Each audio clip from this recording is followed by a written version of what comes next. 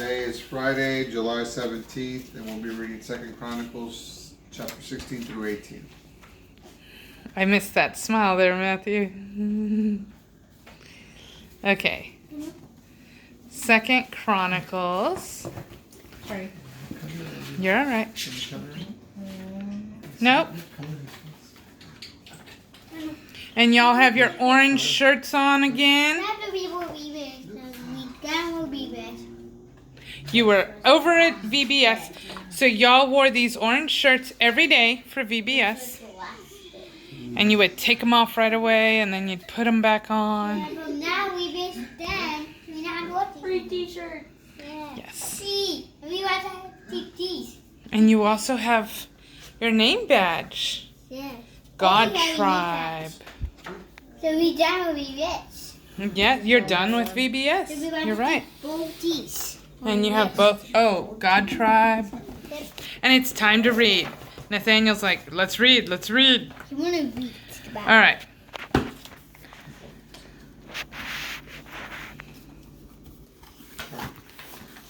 Chapter 16, Asa's last years.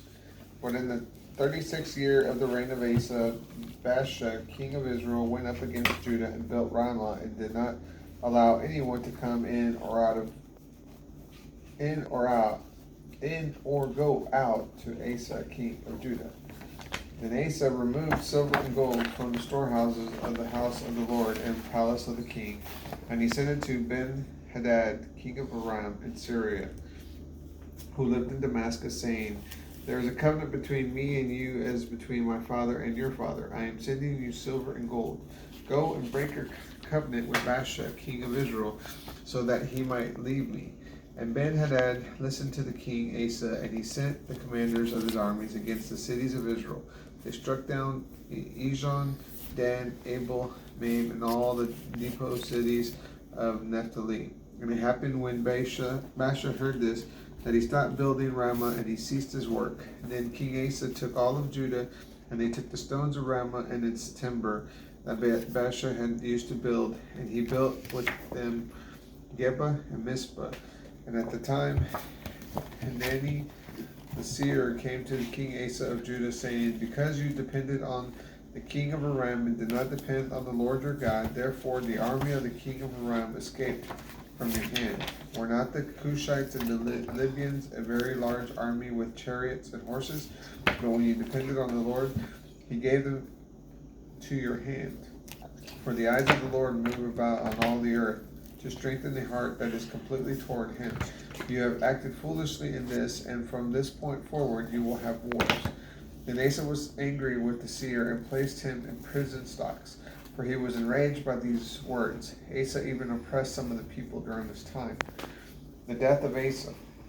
The events of Asa from beginning to end are written in the book of the kings of Judah and Israel. In the 39th year of the reign of Asa, he had a sickness in his feet until his sickness became grave. Even in his disease, he did not seek after the Lord, but the physicians. So Asa slept with his fathers. He died in the 41st year of his reign. And they buried him in the tomb that he cut for himself in the city of David, and they placed him on a place filled with all types of spices mixed with ointments. And when they burned him up with a very great conflagration. Jehoshaphat, king of Judah. Chapter 17. Chapter 17. Then Jehoshaphat, his son, reigned in his place, and he grew strong against Israel. He put an army in the fortified cities of Judah and set military garrisons in the land of Judah, even in the cities of Ephraim that Asa his father had captured. Now the Lord was with Jehoshaphat because he walked according to the previous ways of his father David. He did not seek out the Baal cult, but sought Baal cult, but sought the God of his father and walked in his commandments and not according to the deeds of Israel. So the Lord made firm the kingdom in his hand, and all Judah gave a tribute to Jehoshaphat. So he had an abundance of riches and honor. His heart was raised up for the ways of the Lord. He even removed the high places and Asherah poles from Judah. In the 3rd year of his reign, he sent officials, Ben-Hel, Obadiah, Zechariah, Nethanel, Micaiah, to teach in the cities of Jerusalem. And with them were also the Levites, Shimei, Nethaniah, Zebediah, Asahel, Shemiramoth, Jehonathan, Adonijah, Tobijah, and Adonijah, who were Levites. And with all these were also Elishama and Jehoram, who were priests. They taught the people of Judah, and they used the book of the law of the Lord, and they traveled about all the cities of Judah and taught the people. The terror of the Lord came on all the kingdoms of the land that surrounded Judah, and they did not bring war against Jehoshaphat. So from the Philistines, people brought gifts to Jehoshaphat, such as silver for tribute. The Arabians even brought 7,700 rams and 7,700 goats to him. Jehoshaphat continued to increase in greatness, and he built citadels and storehouses in Judah. And he had much property in the cities of Judah, and the men of war, mighty men of valor, were in Jerusalem. This was their division by the houses of their father. From Judah, the commanders of thousands. Adnah, the commander, with 300,000 mighty men of valor. Beside him was Jehonadab, the commander, with 280,000 mighty men of war. Beside him was Amasiah, the son of Zikri, a volunteer for the Lord, with 200,000 mighty men of war. From Benjamin, Elida, a mighty man of war, with 200,000 men armed with bow and shield. Beside him was Jehozabad, with 180,000 equipped for warfare. These were serving the king, in addition to those the king placed in the fortified cities throughout Judah. Chapter 18. Micaiah prophesies against Ahab. Now Jehoshaphat had great riches and honor, and he married into the family of Ahab. At the end of some years, he went down to Ahab in Samaria, and Ahab slaughtered a great amount of sheep and oxen for Jehoshaphat and those who journeyed with him, and then lured him up to Ramoth Gilead. And King Ahab of Israel said to King Jehoshaphat of Judah, "Will you go up with me to Ramoth Gilead?" And he responded, "I am as you are, and as your people also my people are. We will be with you in this war." And Jehoshaphat further said to the king of Israel, "Inquire today the word of the Lord on this." So the king of Israel gathered together 400 prophets, and he inquired from them, "Should I go up to Ramoth Gilead for battle, or should I cease from this?" They said, "Go up, for God will give this to the hand of the king." But Jehoshaphat said, "Is there not still another prophet for the Lord from whom we might inquire?" Then the king of Israel responded to Jehoshaphat, "There is still one man from whom we can seek the Lord, but I hate him because he does not prophesy anything good for me, but always disaster. He is Micaiah, the son of Imlah." And Jehoshaphat said, "May the king not speak like this." So the king of Israel called to a court eunuch and said, "Hurry and bring Micaiah, the son of Imlah." And the king of Israel and Jehoshaphat, the king of Judah, were sitting on their own thrones, clothed in their royal garments, at the threshing floor at the entrance of the gate of Samaria, and all the prophets were prophesying before them.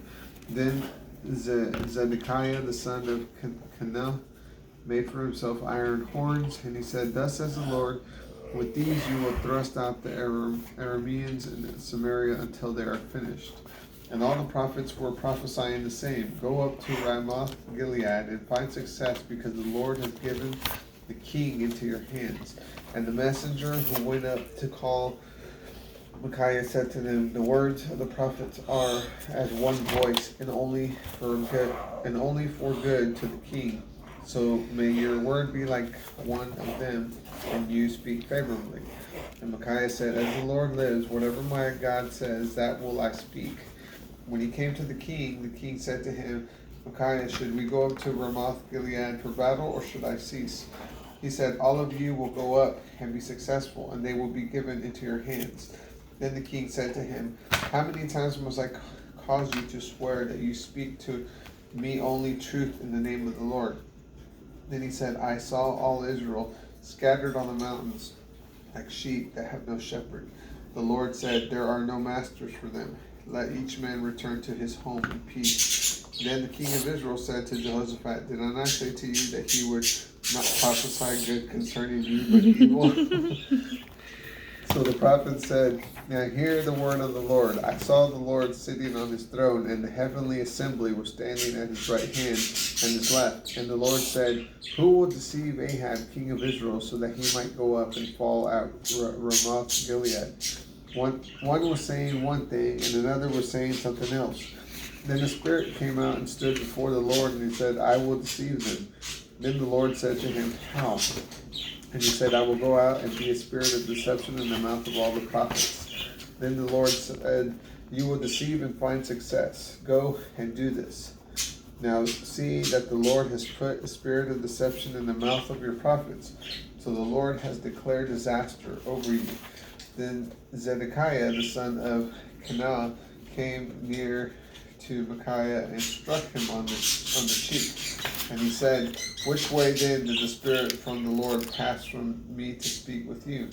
Then Micaiah said, you will see it on the day when you enter an inner chamber to hide yourself.